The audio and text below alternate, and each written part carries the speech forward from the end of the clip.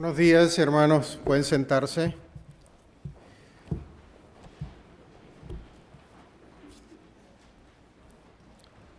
Seguro que han escuchado aquella frase en inglés que se repite en muchas iglesias, que dice God is good, y ustedes repiten all the time.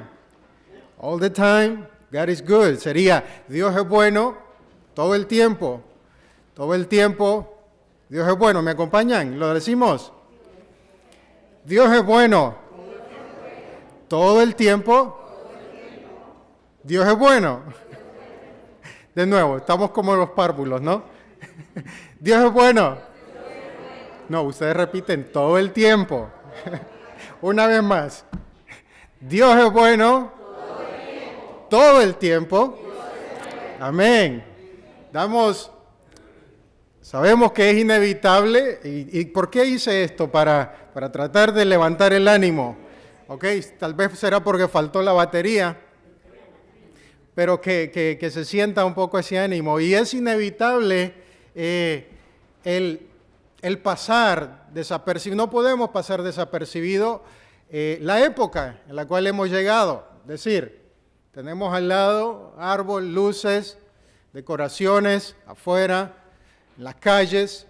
Así que es inevitable. Podemos decir que las luces que iluminan por todos lados, los árboles que adornan las casas, las tiendas de personas en busca de regalos, dicen una cosa. ¿Qué es lo que nos dicen? La Navidad llegó, ¿no? Y mientras estaba estudiando respecto a lo que Juan nos explica o su introducción en el capítulo 1, a modo de introducción, trataba de conectar algo con lo que Juan nos está diciendo. Y encontré un dato bastante interesante. No tiene que ver con gastos, para que no se asusten los que tienen que utilizar la tarjeta de crédito en esta época. Pero hay un dato muy interesante y tiene que ver con una de nuestras ciudades en América Latina. En la ciudad de Medellín, en Colombia, los datos dicen de que la decoración o la iluminación, el alumbrado, cuenta con un despliegue de 9 millones de bombillas. Tienen 650 kilómetros de mangueras luminosas y 27,000 figuras hechas a mano. Todo este despliegue hace que se convierta o que la ciudad se convierta en un escenario vibrante de luces, de figuras. Así que esto tiene el fin de reportar o de traer lo que es la atracción turística principalmente, que se estima que dejará muchos millones si lo ponemos al cambio, de dólares también para la ciudad. Interesante, para mí resultó, más que el dato y la cantidad de luces que van a ver en la ciudad, es que una de las atracciones principales de todo lo que tiene la decoración de Navidad en Medellín es la casita de Encanto. ¿Saben de qué estoy hablando? De la película de Disney, de Encanto. Y por otro lado, me hace pensar de cuál entonces es el atractivo de la Navidad. Otro dato. En la ciudad de Madrid, en España, la iluminación navideña de este año incluye 2 millones de luces que adornan las principales calles y las plazas de la ciudad. No quiero agregar más datos que encontré de otras ciudades, de nuestra ciudad, pero ¿qué es lo que nos quiere decir todo esto?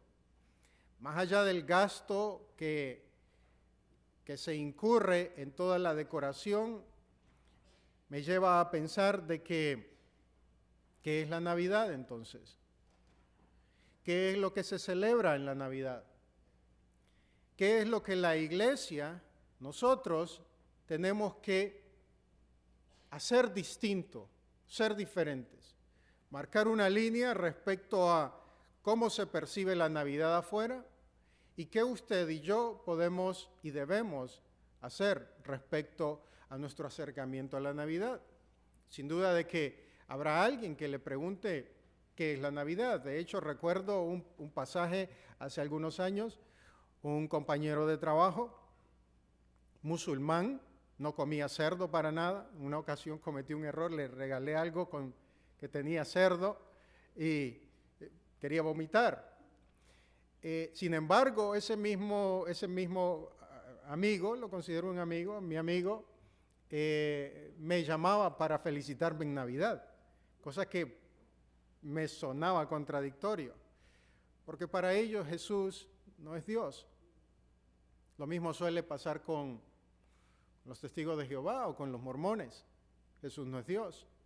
Así que, ¿cómo nosotros respondemos o cómo nosotros debemos acercarnos cuando hablamos de la Navidad? Así que la pregunta en esta mañana es, ¿qué y cómo usted celebra la Navidad?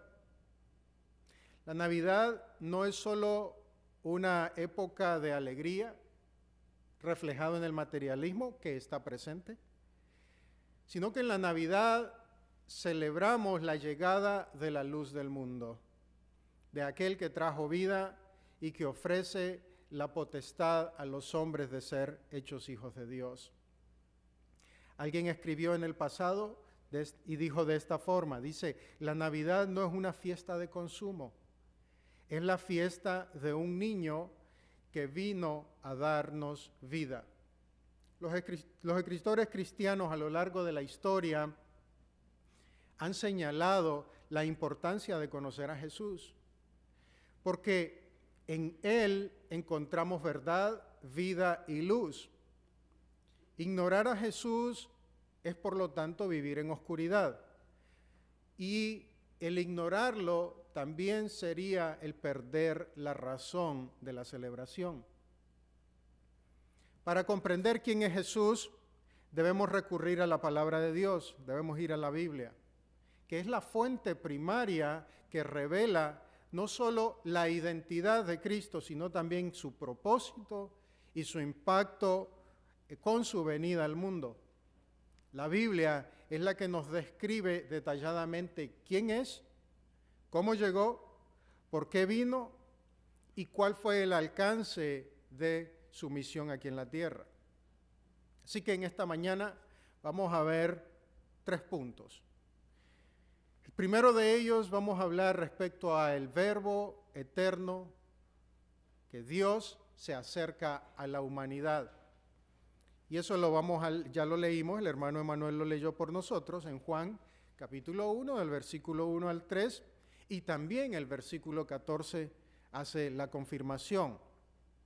Así que en el principio, dice el primer versículo de Juan 1, era el Verbo y el Verbo se hizo carne y habitó entre nosotros.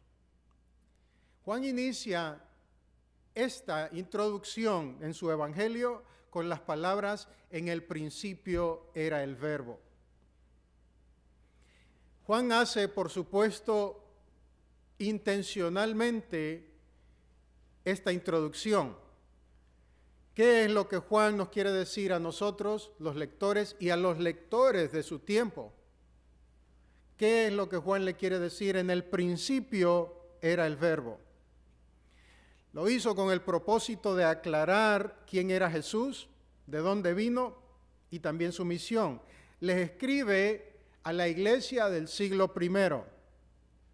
Esta iglesia del siglo I estaba conformada tanto por judíos como por gentiles.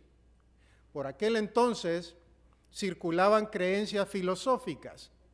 Estas creencias filosóficas negaban la naturaleza de Jesús, la naturaleza divina de Jesús. Por ese motivo es que Juan escribe, para que nosotros, así como ellos, pudiéramos entender la divinidad de Jesús.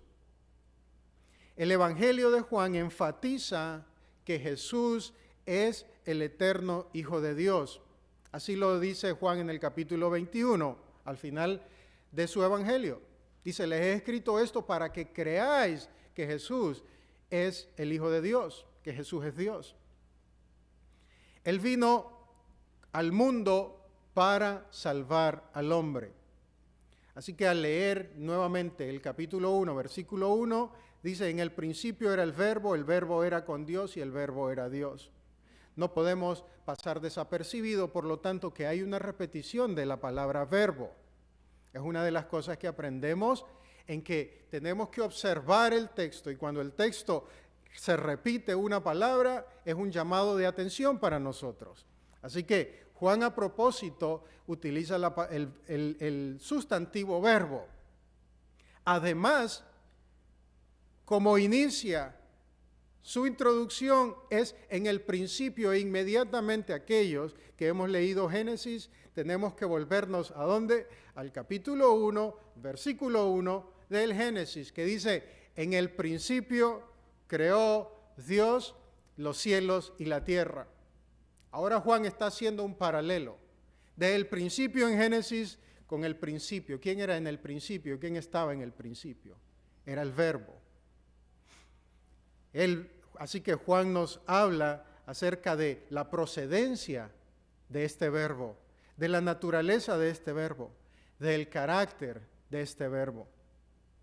Pero ¿qué es lo que nosotros tenemos traducido en nuestras Biblias? En la Reina Valera también dice verbo, en otras versiones dice la palabra.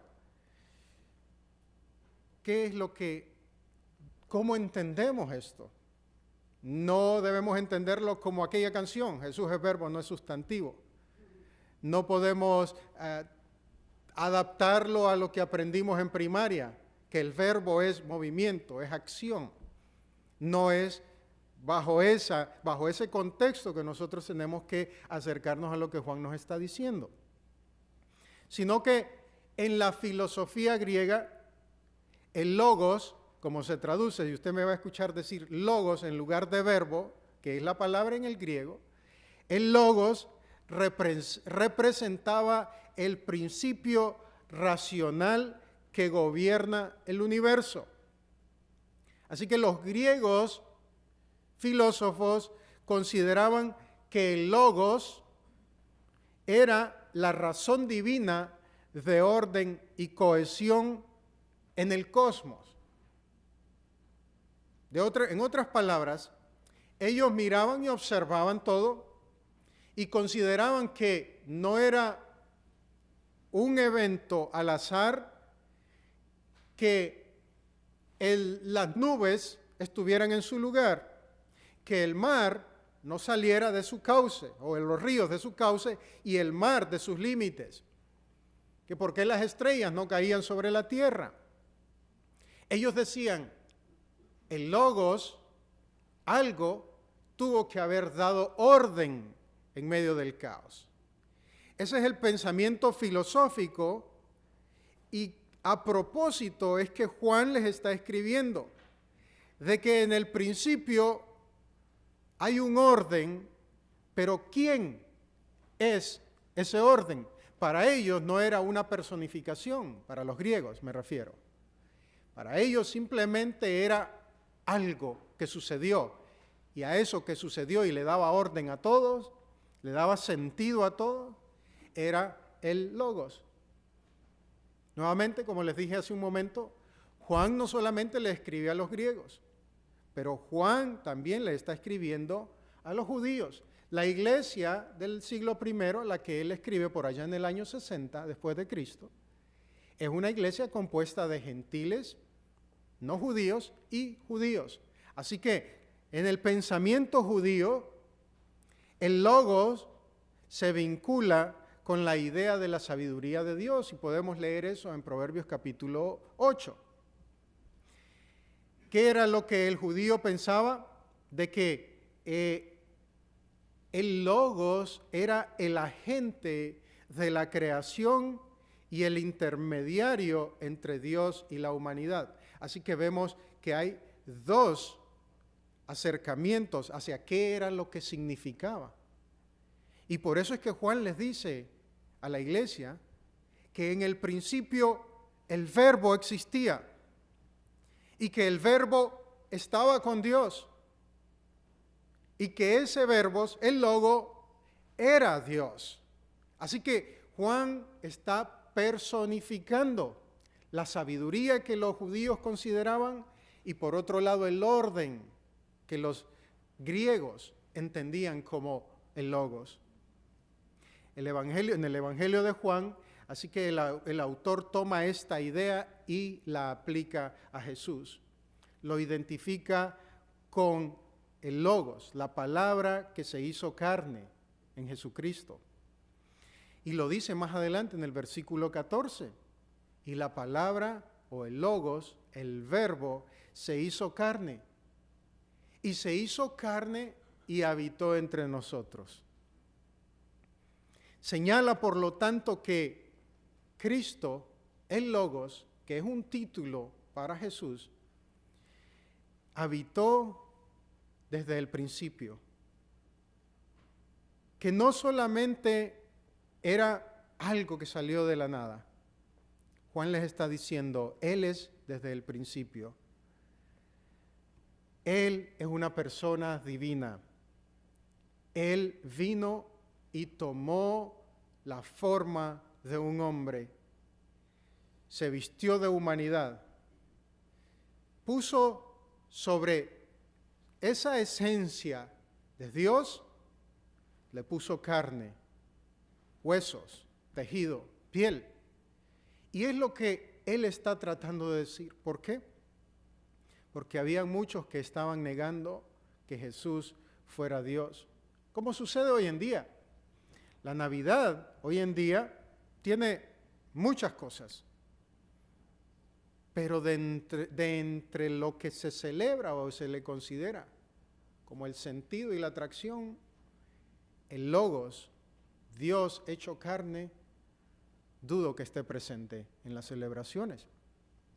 Como esos 9 millones de bombillas en Medellín, o como esos 2 millones de luces y de figuras en Madrid. Estará presente en la mente de aquellos que estaban decorando que la idea principal era reflejar o dar gloria, reconocimiento a aquel que descendió del cielo y tomó forma de hombre y se vistió de hombre, a Dios hecho carne. No lo sé, la pregunta le queda al aire y usted respóndala. Juan, por lo tanto, nos muestra que el Logos es divino, es creador, de que Él era con Dios, que Él era Dios. Subraya también la unidad que existe, pero a la vez la distinción que hay entre el Padre y el Hijo, entre el Logos y Dios el Padre. Así que vemos cómo Juan está en esta expresión de Jesucristo, nos está implicando que Él, Cristo, no solo es la mente y la razón de Dios, sino que también es la manifestación de la naturaleza divina, que es lo que Él ha hecho, ha traído la revelación completa de Dios a la humanidad. Así que Juan se dirigió de esta manera a los griegos y a los judíos, para decirles en otra manera, Jesucristo es la mente de Dios. Jesucristo es el agente creador, el que ilumina, el que controla, el que sustenta todo lo que existe. Él había venido a la tierra. Jesús es la manifestación plena del carácter y del propósito de Dios. Este verbo no es una idea abstracta. El verbo es la persona divina que existe desde la eternidad. Hebreos 1, en el versículo 1 al versículo 3, también habla de esto. Hebreos 1 dice de que Él es la imagen exacta de su ser. Y Él, dice Hebreos, es el sustento de todas las cosas, que Él sustentó todas las cosas mediante su poderosa palabra. ¿Quién dice algo más respecto al Logos, a Jesús, al Verbo? Pablo, cuando le escribe a los Colosenses en el capítulo 1, versículo 15 al 17, dice: Jesús es la imagen del Dios viviente, creador y sustentador del universo. Nuevamente, regreso ahora a ustedes y les hago la pregunta. Usted, aquí en la primera iglesia bautista de Flushing, ¿cómo celebra la Navidad? ¿O qué celebra en la Navidad? ¿O a quién celebra en la Navidad? Otra pregunta. ¿Está usted celebrando al Verbo de Dios, al Logo de Dios en la Navidad?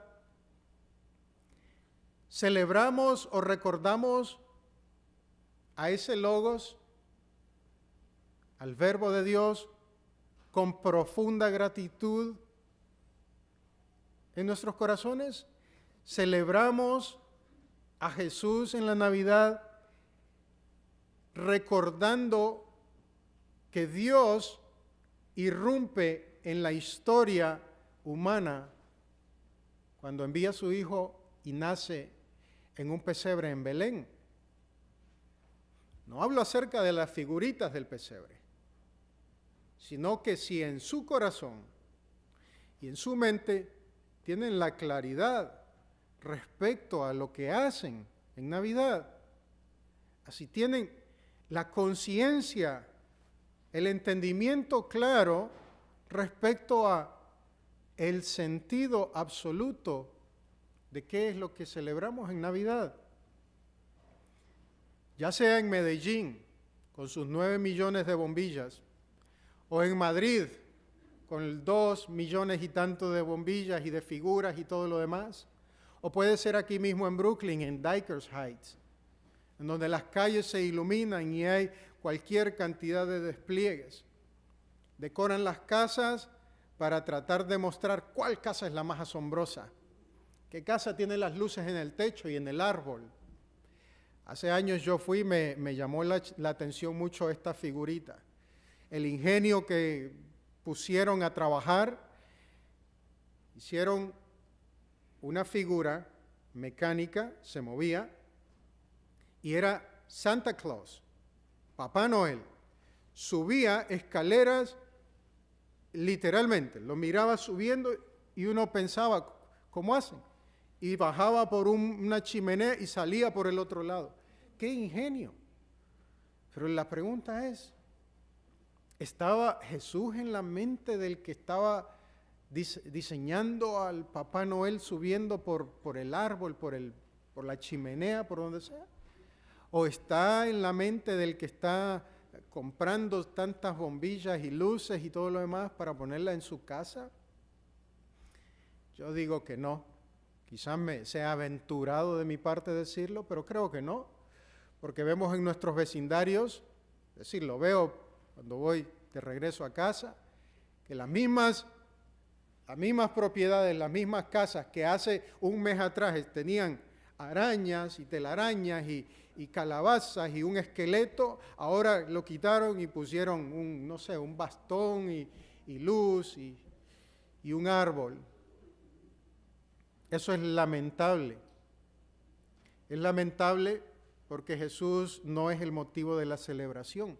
Y allí es donde nosotros entramos en acción, en que la iglesia también está al borde de esa atracción, de caer y ser parte de ese atractivo comercial que hay en la Navidad. ¿Por qué? Porque el mundo ha distorsionado esta celebración, la ha enfocado en todo lo que tiene que ver con el materialismo. Lo ha hecho un evento, sí, es un evento importante, pero no lo ha hecho el evento más importante para la humanidad, sino que solamente es una fiesta en donde hay licor, hay luces, hay comida, mucha comida y hay muchos regalos. Los regalos son el centro de atención. Y nosotros nos hemos entretenido en la fiesta, nos hemos entretenido con el ruido, con las luces. que muchas veces nos llevan a olvidarnos de quién es la razón por la que celebramos la Navidad. La Navidad no es regalos. No estoy diciendo no le regale a nadie. Si me quieres regalar, yo estoy abierto. La Navidad no es regalos, hermanos. La Navidad no son luces de colores o comidas. Se trata de recordar y celebrar que Dios encarnó y vino y habitó entre nosotros. Se trata en que Dios se acercó al mundo, que Dios habitó entre los hombres, como lo dice el versículo 14. Que cuando Juan dice que Dios habitó entre los hombres, utiliza esta imagen del Antiguo Testamento que se compara con el tabernáculo, cuando Moisés levantó el tabernáculo. Que Dios vino y acampó entre nosotros. Esta es una realidad tan grande que no podemos dejar pasar por alto. De que Dios vino y acampó de la misma manera que los israelitas lo vieron en el desierto. Ellos miraban la columna de humo y de fuego en la noche. Esa era la presencia de Dios. Y ese Dios vino y caminó en las calles de Palestina. Y ahora está en la presencia del Espíritu Santo en medio de la iglesia. Él está entre nosotros todavía. La presencia cercana y permanente de Dios entre su pueblo. ¿Tenía que hacerlo?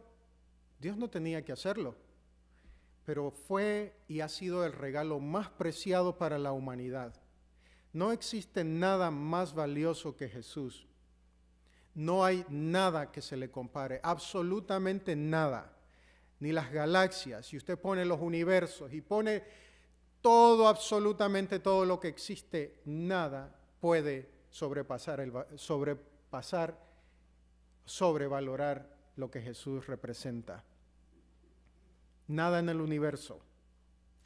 Y esto tiene que sobrepasar también nuestra comprensión.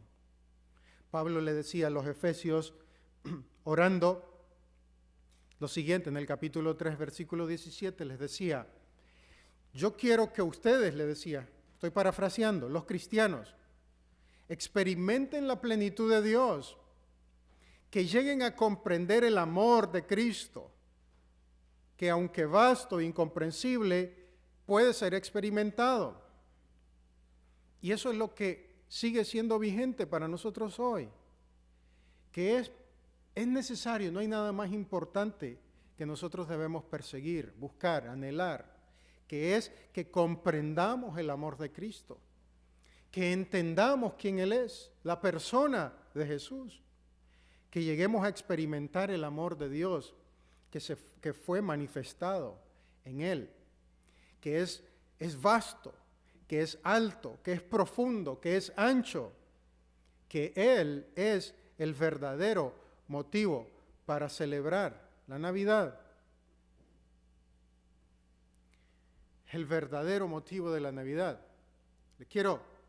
Leí hace un tiempo atrás una anécdota a alguien, no sé si es cierto o simplemente fue un invento de la imaginación, pero me parece muy propicio hacer una observación de esto. Relataba de que había una pareja de padres esta pareja recién convertidos en padres por primera vez y decidieron tirar la casa por la ventana, una fiesta por todo lo alto para celebrar el primer año de su bebé. Y invitaron a cuantos pudieron, mucha gente. Abrieron la casa, prepararon comida, hicieron todo tipo, había música y todo lo que usted se imagina. Así que empezaron a llegar los invitados y decía este relato de que los invitados, en medida que llegaban, preguntaban, ¿dónde está el bebé? Y lo miraban, qué lindo, agarraban los cachetes y sí, quítese los abrigos, póngalo aquí. Y iban llegando aquella cantidad de gente y la pregunta era, ¿dónde está el bebé? Y lo tocaban, qué lindo el bebé, quitaban el abrigo y lo ponían en la cama. Y a medida que llegaron más y más invitados, el bebé dejó de ser parte, el atractivo. Siempre lo llegaban, lo saludaban, se quitaban el abrigo y lo ponían cerca. Los padres entretenidos, atendiendo a los invitados, la fiesta, la música, el ruido, la comida, la bebida.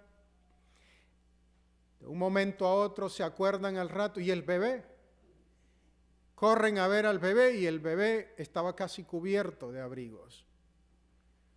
Todo alrededor lo estaba amenazando.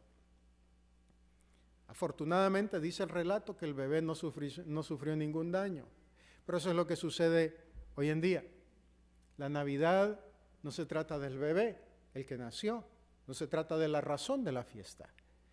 La fiesta tiene que ver con ese deseo egoísta que nos ha impregnado la sociedad y que la iglesia estamos llamados a ser diferentes, a mantener la distancia y a entender quién es el Logos de Dios.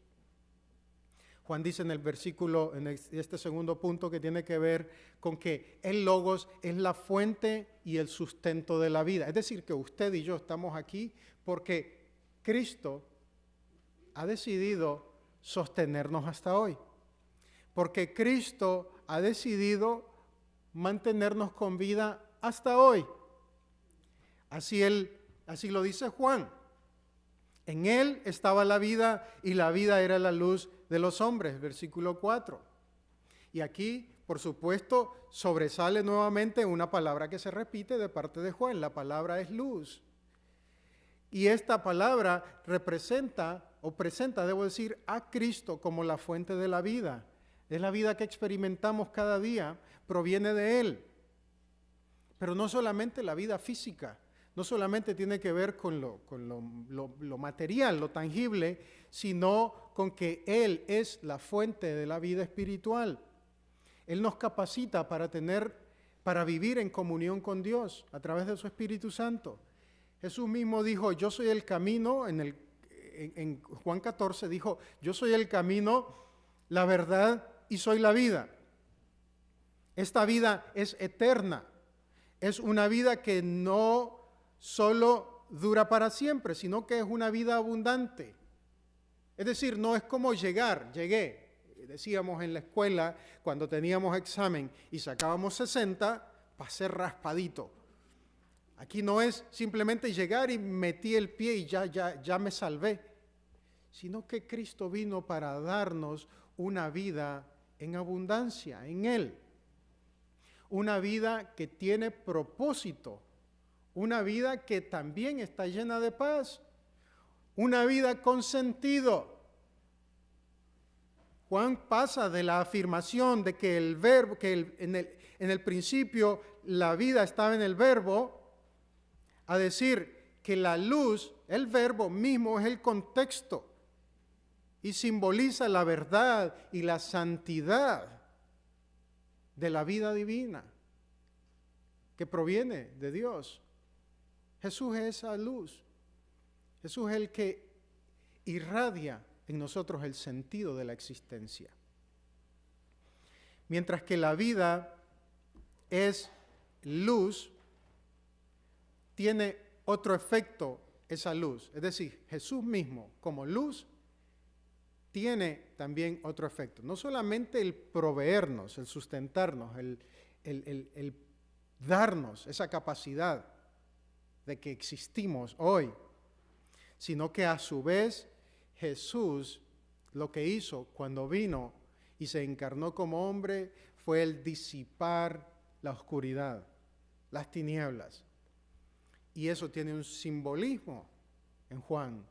Y habla del pecado, que lo que Jesús vino a hacer no solamente fue a darnos la existencia, sino también a aquello que estaba sobre la humanidad, es decir, el dominio del pecado y de la muerte. Cristo vino a disiparlo. Alguien en una ocasión le preguntaron qué era la luz. Y decía, la luz es la ausencia de oscuridad. Lo mismo que es el frío. El frío es la ausencia del calor. Jesús, cuando vino e iluminó a este mundo, vino a disipar el poder del pecado. Su luz alumbra y va echando hacia afuera todo aquello que es oscuro. ¿Qué es lo que la oscuridad transmite? ¿Qué es lo que la oscuridad representa? Si no es caos. Volvemos a Génesis. En Génesis todo estaba desordenado y vacío. Y lo hace, Dios no es porque Dios no pudo crear un mundo ya listo como lo vemos hoy, sino porque Él nos estaba transmitiendo algo a nosotros. Y es que cuando Cristo viene a nosotros, cuando Cristo viene e ilumina el corazón del hombre, el corazón del pecador, Él viene a darle un propósito, un sentido, un orden a lo que antes era un desorden. Basta con ver afuera, basta con ver a todo aquel que vive sin Cristo. Vive en un desorden, en un caos. No hay sentido, no hay razón. No importa la cantidad de dinero o los regalos que reciba. Su vida sigue siendo un desorden y sigue siendo un caos. Cuando Jesús dice que Él es la luz del mundo en Juan 8, versículo 12, nos muestra que seguirle es entrar en la luz de la vida, un camino donde la oscuridad del pecado no puede prevalecer. Cuando el pequeño Jesús nació en Belén, la luz de Dios vino para alumbrar la oscuridad de la humanidad. Sin Él, todos, sin excepción, estaríamos en tinieblas. También dice Juan en el capítulo 3, versículo 20, que no todos vienen a la luz, lamentablemente. Dice Juan de esta manera, porque todo el que hace lo malo odia la luz y no viene a la luz para que sus acciones no sean expuestas. ¿Acaso no les ha pasado que en algún momento ustedes le han dicho a alguien acerca de Dios, de Jesús? Dicen, no, muchas veces me pasó a mí. Yo voy a ir a la iglesia cuando esté listo. Pregunto, ¿quién va a estar listo quién se va a poder despojar de sus pecados y de sus malos hábitos y de sus vicios y todo lo demás? Nadie. Por eso es que este recinto, este lugar, estas paredes, se ha diseñado como si fuera el hospital de desahuciados. Es decir, que ustedes y yo éramos en algún momento desahuciados y estamos en proceso de rehabilitación. Estamos en un proceso continuo de caminar en pos de la luz, que pasamos de un proceso de caos, de confusión, de perdición, a encontrar sentido a la existencia, a nuestra vida. Por eso es que todo aquel que rechaza la luz tiene un final que solo Dios sabe, pero la Biblia nos dice de que todo aquel que rechaza ya ha sido condenado. Él es Cristo, el principio de la vida, que nos permite existir, que también es la única fuente de vida eterna. No solo fue físicamente, pero Cristo nos ofreció la vida eterna. Por lo tanto, lo que nos depara el futuro, lo que viene para nosotros en el porvenir, llámelo como usted quiera, llámelo problemas, llámelo enfermedades, llámelo circunstancias que la vida nos depara. Todo puede servir para los propósitos de Dios. ¿Por qué? Porque como nos explica el apóstol Pablo, proseguimos a un final. El final no es esta vida. El final no consiste en las posesiones en esta vida. El final es llegar a casa. Si no han leído El progreso del peregrino, libro muy lindo, les invito a que lo lean. Describe lo que es, a través de estas imágenes, de estas alegorías, describe lo que es la vida del creyente, desde que inicia hasta que muere. Y es fantástico entenderlo, porque vamos a entender cuando vienen los problemas de que eso no es el fin de nuestra vida, de que aún cuando pasemos, como Pablo decía, porque para mí el vivir y el morir, para mí el vivir es Cristo y el morir es ganancia. Pablo lo decía por una razón, porque había entendido de que su tiempo y su vida en esta tierra era temporal. Por eso Cristo es la fuente de vida, no solamente de lo físico, pero de la vida eterna. Spurgeon, el famoso predicador, dijo en uno de sus sermones: el amor de Cristo es tan grande que da vida a todos los que le siguen. Sin Él estamos muertos en nuestros delitos y pecados, pero con Él encontramos la vida abundante. La vida en Cristo era mucho más que existir, era una vida llena de esperanza y propósito. Debo decir, una vida que nos lleva a vivir con la mente y el corazón alineados con Dios. Fuera de la vida verdadera, solo vamos a encontrar crisis, caos. Es muy común ahora escuchar acerca de la crisis existencial, un término psicológico o psiquiátrico, si quiere llámelo. La crisis existencial. ¿Y cómo se manifiesta en esta crisis existencial? Se manifiestan por depresión, ansiedad, miedo, duda, temores y de ahí en más. ¿Por qué? Porque el ser humano no tiene rumbo alguno fuera de Dios. Nosotros no podemos encontrar satisfacción alguna fuera de Dios, fuera de la luz. C.S. Lewis escribió o describe cómo la búsqueda del propósito es esencial para evitar caer en un ciclo de desesperación y autocompasión. C.S. Lewis subraya que el propósito supremo del ser humano es encontrar significado en algo más grande que uno mismo. ¿Y qué es lo más grande que nosotros mismos? Es Dios. Por lo tanto, el ser humano jamás va a poder encontrar en el dinero, en la fama, en todos los placeres de la vida, no vamos a encontrar jamás sentido a nuestra vida. Si fuera así, los famosos, los ricos, los adinerados, los recontramillonarios, ellos no quisieran morirse nunca. Es decir, se suicidan porque no tiene sentido su vida. Jesús, la luz, representa la revelación de Dios. Jesús representa la pureza de Dios, la sabiduría de Dios. Jesús representa la verdad de Dios.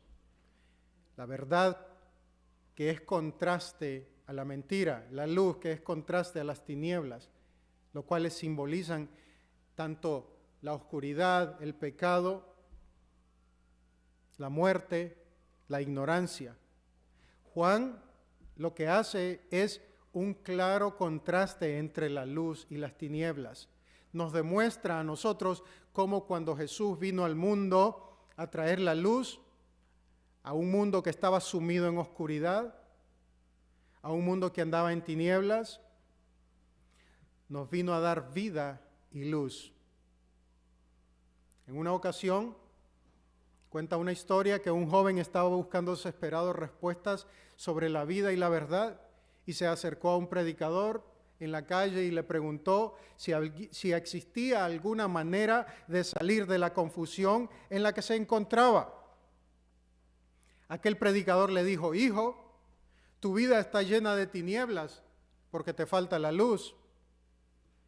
Y la luz solo la vas a encontrar en Cristo. Él es la claridad que buscas.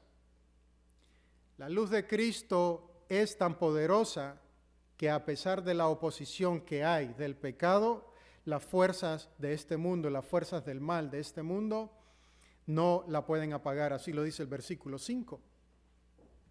Dice: la luz brilla en las tinieblas y las tinieblas no la comprendieron o no pudieron sobrepasarla o tomar control de la luz.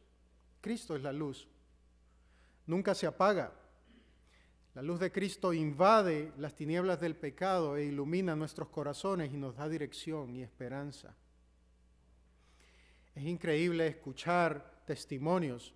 Soy asiduo de querer saber cómo en el pasado otras personas han respondido al mensaje del Evangelio y el escuchar de dónde Dios los ha sacado.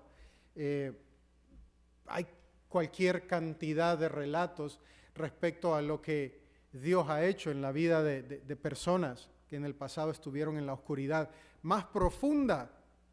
No ser malos y cometer pecadillos, sino personas muy malas.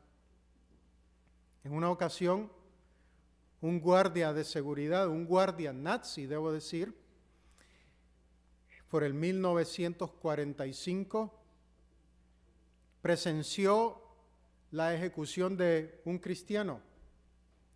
Presenció la ejecución de Dietrich Bonhoeffer. Bonhoeffer era un pastor, era un opositor al régimen nazi, y él incluso llegó a planear el asesinato de Hitler. Fue descubierto y, como ustedes entenderán, terminó preso y después lo ejecutaron. Aquel guardia de seguridad que custodiaba a Bonhoeffer en la noche o en el día de su ejecución, describió cómo este hombre, cómo este pastor mantuvo una actitud serena y tranquila, sabiendo de que iba a ser ejecutado. Y Bonhoeffer, escribiendo antes de ese día, ese fatídico día, subrayó cómo la luz de Cristo reveló en él la verdad del Evangelio frente a las mentiras que dominaban el mundo de su tiempo. Para él, para Bonhoeffer, vivir en la luz de Cristo implicaba ser testigo de la verdad y de rechazar todas las distorsiones a esta verdad. Inclusive si el rechazar estas mentiras le enfrentaba a la muerte, a la persecución. Jesús es la revelación y la guía divina que expone la verdad. Jesús es la luz que ilumina el camino hacia Dios. Jesús es la luz que contrasta con la oscuridad del pecado y que contrasta con los espejismos del materialismo que vemos día tras día. Isaías dice de que el pueblo que andaba en tinieblas vio gran luz.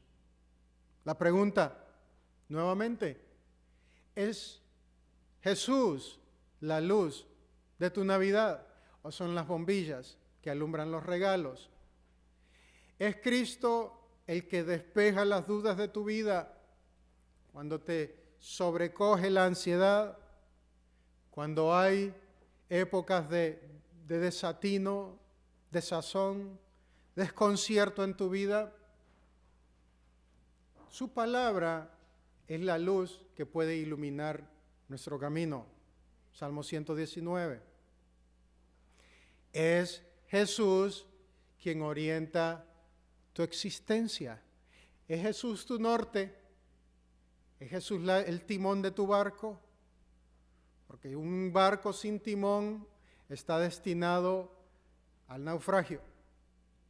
Si no lo es, medita y es la oportunidad de que podamos esta Navidad celebrarla con el sentido que la Navidad demanda, con el sentido que debe tener, y no dejar que la bruma que está a nuestro alrededor nos sobrecoja, se imponga sobre la luz. No lo puede hacer, siempre y cuando nosotros vayamos a la luz. Cristo, revelado en las Escrituras. Escudriñen las Escrituras, le dijo ahí mismo en Juan, porque a ustedes les parece que en ellas tienen la salvación. Ellas son las que dan testimonio de mí. Como tercer punto, Jesús es el mayor regalo, y ese regalo, hay un regalo para nosotros. No solamente que Jesús mismo es nuestro regalo, pero que Él nos dio un regalo también. Un doble regalo, llamémosle. Es como en inglés un win-win. ¿Cuál es ese? Juan dice en el versículo 12 y 13 lo siguiente. Dice lo siguiente: pero a todos los que le recibieron, les dio el derecho de llegar a ser hijos de Dios. Es decir, a los que creen en su nombre. A esos que creen en su nombre, que no nacieron de sangre, ni de la voluntad de la carne, ni de la voluntad del hombre, sino de Dios. La palabra que podemos sobresalir o que sobresale en este momento es la palabra potestad. Cristo dio la potestad a los hombres. ¿Qué es lo que significa? Que Dios, a través de Jesús, dio a los hombres el derecho, les dio la autoridad a los redimidos para ser parte de su familia. No es un derecho humano, sino que es un regalo divino. El regalo que es ofrecido a través de la fe. Romanos capítulo 8, versículo 15. Dice, porque ustedes no han recibido un espíritu de esclavitud, sino el espíritu de adopción. Y a través de este espíritu de adopción, nosotros podemos clamar, Abba, Padre, Papá. En el Antiguo Testamento no se hablaba a Dios como Padre. Había un respeto, una diferencia. Pero Jesús, cuando vino, ha hecho de que nosotros ahora podemos acercarnos a Él, como dice el libro de Hebreos, podemos entrar a su presencia y podemos llegar confiadamente y decir, Padre mío, Abba Padre. Hay unos que dicen que esta adaptación al castellano sería como papito, como le dice un pequeño a su padre, papacito, papito, daddy. Eso es lo que Cristo hizo. No solamente lo que Dios hizo, darnos a Cristo, y lo que Cristo hizo, regalarnos el derecho de ser sus hijos, de ser hechos hijos de Dios. La adopción divina no es por méritos humanos, sino que es por gracia. No se consigue a través de ser buena gente. No se consigue a través de ayudar a los animales. No se consigue a través de ayudar a los huérfanos. Hágalo si tiene la oportunidad.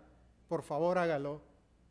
No se consigue el ser hecho hijo de Dios por dar en cantidad. Hágalo. Sí, hágalo. Es bueno.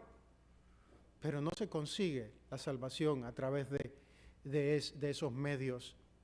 Es simplemente un regalo, el regalo de la gracia, el regalo inmerecido que vino por medio de Dios, de Jesús.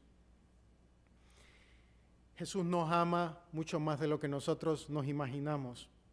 Él te amó a ti antes que tú lo amaras a Él. La salvación es por gracia y no es por obras.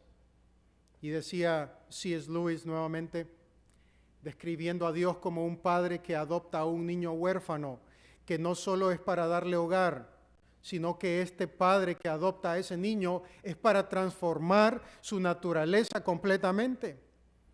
Y explica que cuando somos nosotros adoptados por Dios, no somos meramente añadidos a su familia, sino que nuestra esencia cambia. Esta adopción espiritual implica que Dios está trabajando continuamente para transformarnos en la imagen de su Hijo, en la imagen de Cristo. Otro predicador, Jonathan Edwards, decía y enseñaba que la adopción espiritual es el resultado del amor soberano de Dios. Y usaba la ilustración de un niño adoptado que había sido abandonado, diciendo que el amor de Dios es como el de un padre que no escoge a sus hijos por mérito, sino por amor incondicional. Esta adopción es la que transforma al creyente, dándole una nueva identidad y propósito. Y es que si Dios tuviera un sistema de méritos para escoger a alguien de aquí, esto estuviera vacío. Ninguno de nosotros calificamos, absolutamente. Es por gracia, es porque Él se complació, porque a Él le dio el gusto de salvarnos, no porque fuéramos buenos en lo absoluto. No tenemos nada. Todo lo que tenemos es por Él, por Cristo, es porque lo ha hecho. Nos ha creado para buenas obras, dice Tito. La Navidad es un recordatorio del regalo más valioso, por lo tanto, entender que somos adoptados como hijos de Dios. La Navidad es mucho más que luces, que regalos y de tradiciones. Es el momento en el que celebramos la venida de Jesús al mundo. Como el Verbo fue hecho carne, la luz que disipa la oscuridad, la vida que transforma nuestras almas. Los filósofos griegos no llegaron a entender esta revelación, que el Logos habitaba entre los hombres, que el Dios Todopoderoso vino al mundo para enseñarnos el verdadero significado del amor y de la verdad. Por lo tanto, no pasemos por alto el verdadero sentido de la Navidad. El mensaje de Juan es el mensaje para nosotros, para el siglo en el que vivimos, el año 2024. Y este mensaje es que necesitamos conocer al Verbo divino. Necesitamos humillarnos ante su majestad, ante la majestad de aquel que creó el universo, quien con su palabra dijo que existiera la tierra y salieron las montañas, que Él dijo que fueran las estrellas y aparecieron en el firmamento. Él no necesitaba al ser humano, no te necesitaba ni a ti ni a mí. No necesitaba a Adán para ser Dios, y aún así lo hizo, y sabiendo aún que Adán habría de desobedecerle. No olvidemos que Cristo descendió de la gloria, que lo hizo para acercarnos nuevamente a la comunión con Dios por medio de su sacrificio en la cruz. El himno que cantamos, que el hermano Raúl, junto con los hermanos del coro, cantaron recién, Solo en Jesús, me llamó la atención. No sé si ustedes ponen atención a las letras, ¿ok? Dice, con esto estamos terminando, dice, la segunda estrofa dice, solo en Jesús, usted tiene el boletín, ¿no? Dice la segunda estrofa, solo en Jesús, quien se encarnó, la plenitud de Dios llevó, su don de amor y rectitud, su propio pueblo rechazó. Cuando en la cruz murió por mí, Él propició la ira de Dios, todo pecado Él cargó, y en su mente vivo yo. No hay nada más que añadir a este himno. Me parece que hace un sumario, simplifica de lo que hemos estado hablando, que solo en Jesús. No olvidemos, por lo tanto, entonces que Cristo descendió de la gloria para acercarnos a la comunión con el Padre. Celebra la Navidad consciente que si tienes algo, lo que tengas, es por Él. Sé conforme con lo que tienes. Confórmate en Cristo. Él es más que suficiente para nosotros. Que el gozo de la Navidad sea Cristo este año. Que sea Cristo, solo Cristo, nuevamente Cristo y otra vez Cristo. Que sea Cristo con ustedes en esta Navidad. Oremos. Amante Dios, ¿qué podemos decir respecto a todas tus maravillas, tu amor? El amor tuyo es inescrutable, es incomprensible, nos supera. Yo te pido que nos ayudes para procesar todo lo que Juan nos ha dicho en esta mañana.